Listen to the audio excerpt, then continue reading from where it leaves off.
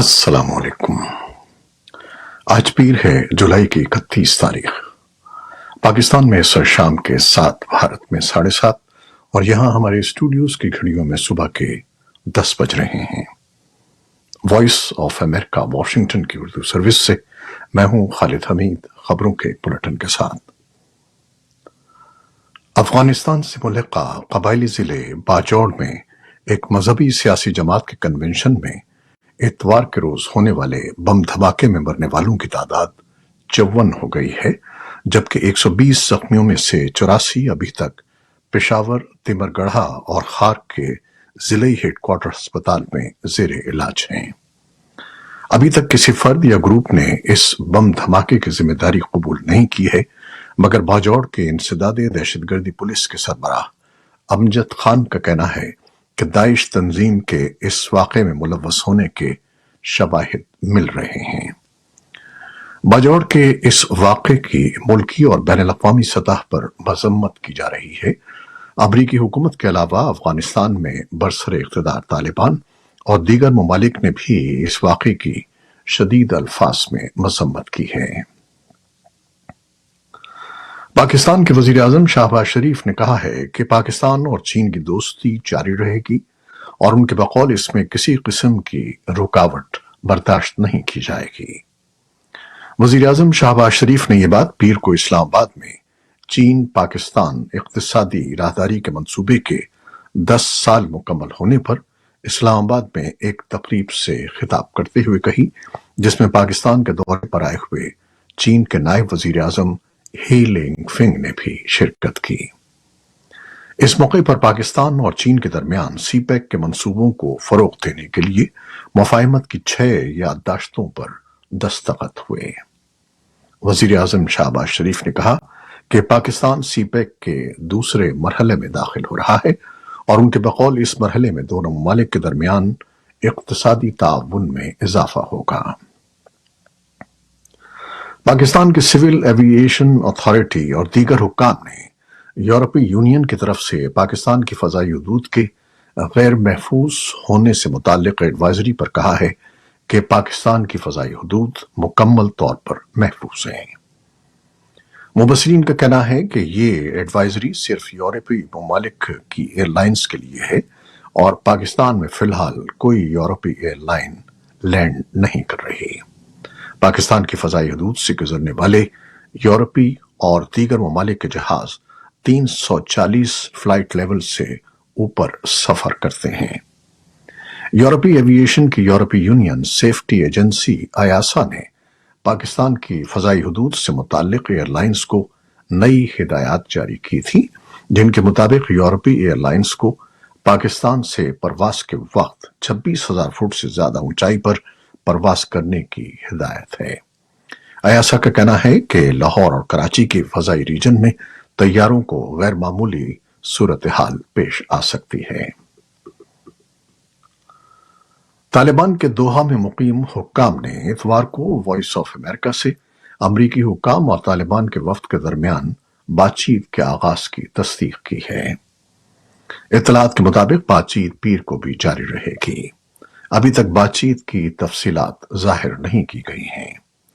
इसी दौरान अफगानिस्तान के लिए अमेरिका के खुसूसी नुमाइंदे थॉमस वेस्ट ने BBC पश्तो को दिए गए एक इंटरव्यू में दीगर बहरानों और तालिबान की पॉलिसियों की वजह से अफगानिस्तान के लिए $2 अरब तक की गैर मुल्की इमदाद में कमी पर गहरी तशवीश का इजहार किया। उन्होंने कहा कि फिलहाल अमेरिका को अल-कायदा से कोई खतरा नहीं है। तालिबान अफगानिस्तान में दाइश को खत्म करने की कोशिश कर रहे हैं, लेकिन TTP ने पाकिस्तान के अंदर अपने हमलों में इजाफा कर दिया है। अक़वाम मुत्तहिदा के एक आला उहदेदार ने कहा है कि फंडिंग के एक शदीद बहरान की वजह से अक़वाम मुत्तहिदा बहुत से ममालिक में लाखों लोगों को खुराक, नक़द अदायगियों और इमदाद में कटौती पर मजबूर है, क्योंकि उसके अतियात में कमी आई है। वर्ल्ड फूड प्रोग्राम के डिप्टी एग्जीक्यूटिव डायरेक्टर कार्ल स्काउ ने एक न्यूज कॉन्फ्रेंस को बताया कि प्रोग्राम 86 में से कम 38 ममालिक में पहले ही कटौतियां कर चुका है या जल्द ही इमदाद में कटौती का मंसूबा बना चुका है। ان میں افغانستان، شام، یمن اور مغربی افریقہ شامل ہیں۔ امریکی قانون سازوں نے بنگلہ دیش میں حکومت کی جانب سے اپوزیشن جماعتوں کے خلاف کریک ڈاؤن پر تشویش کا اظہار کیا ہے۔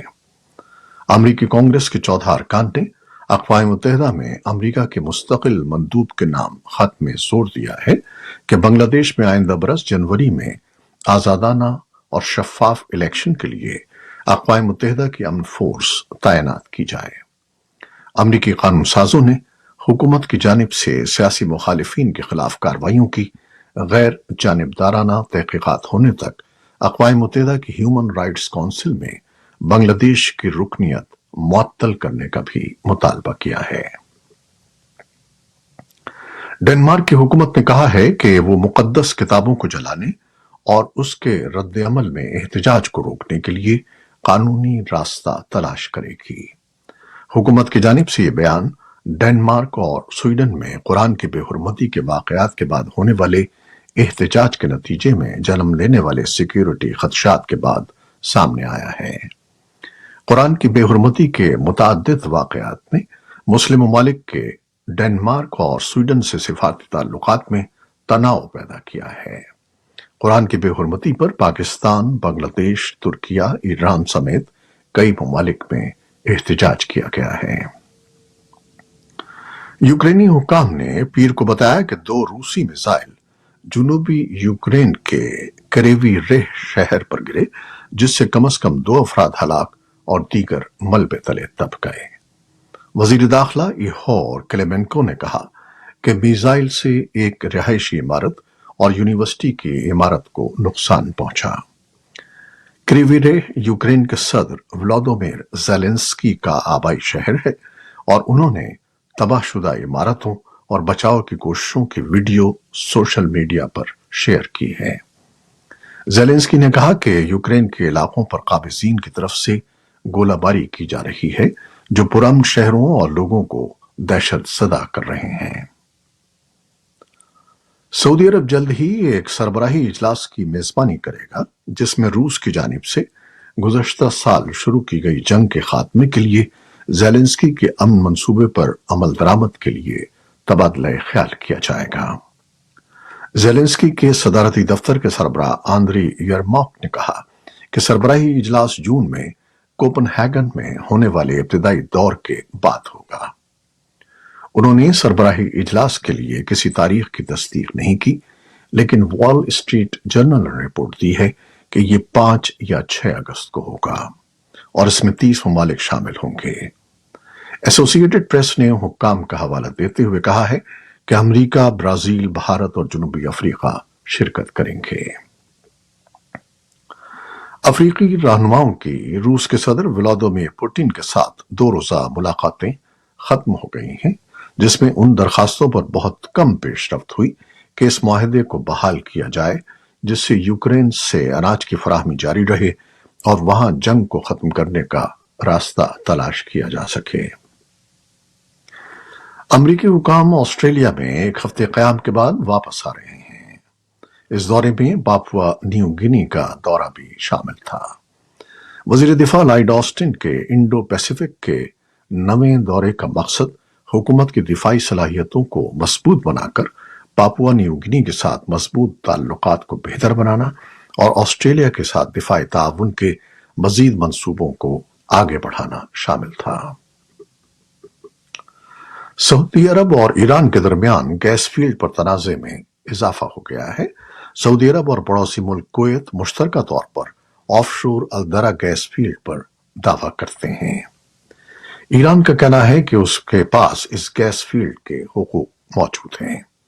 ایرانی وزارت خارجہ کے ترجمان ناصر کنان نے پیر کو کہا کہ ان کا ملک اپنے حقوق کی خلاف ورزی کو برداشت نہیں کرے گا۔ گزشتہ ہفتے کویت کے وزیر تیل نے اسکائی نیوز عربیہ کو بتایا کہ ان کا ملک کسی معاہدے کا انتظار کیے بغیر ڈرلنگ اور پیداوار شروع کر دے گا۔ سعودی عرب نے کویت کا ساتھ دیتے ہوئے کہا ہے کہ دونوں ممالک کے پاس فیلڈ کی خصوصی ملکیت ہے اور اس نے ایران سے مذاکرات میں واپسی کا مطالبہ کیا ہے۔ لبنان کے عین الحلوہ فلسطینی کیمپ میں پیر کو تیسرے روز بھی فلسطینی صدر محمود عباس کے الفتح گروپ کے ارکان اور کیمپ میں موجود اسلامی دھڑوں کے درمیان جھڑپیں جاری رہیں۔ لبنانی فوج کے ترجمان کے مطابق لبنانی جماعتوں اور بعض فلسطینی دھڑوں کی جانب سے جنگ بندی کی کوششوں کے باوجود ابھی تک کیمپ میں فائرنگ اور گولہ باری نہیں رکی۔ ترجمان نے کہا کہ جھڑپوں میں 6 افراد کے مارے جانے کی بھی تصدیق ہوئی ہے۔ مغربی افریقی ممالک نے نائجر میں حکومت پر قبضہ کرنے والے فوجی حکام کو خبردار کیا ہے کہ اگر ایک ہفتے میں منتخب صدر محمد بازوم کو بحال نہ کیا گیا تو انہیں پابندیوں کا سامنا کرنا پڑے گا۔ دوسری جانب یورپی یونین نے اتوار کو فوجی بغاوت کے حامیوں کی جانب سے فرانسیسی سفارتخانے پر حملے کی مذمت کی ہے۔ یہ تھی وہ خبریں جو فیس بک لائیو پر ہم نے آپ کے لیے پیش کی۔ ہماری ویب سائٹ، یوٹیوب اور پوڈ کاسٹ پر یہ بلیٹن آپ کے لیے پوسٹ کر دیا جاتا ہے۔